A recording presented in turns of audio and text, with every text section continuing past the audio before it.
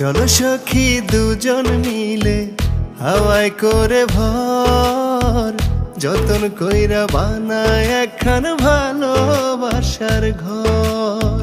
চলো সখা দুজন মিলে হাওয়ায় করে ভর, যতন কইরা বানাই একখান ভালোবাসার ঘর। তুমি আমার মনেরই মানুষ, কোনদিনও আমারে কইরো না গোপন। চলো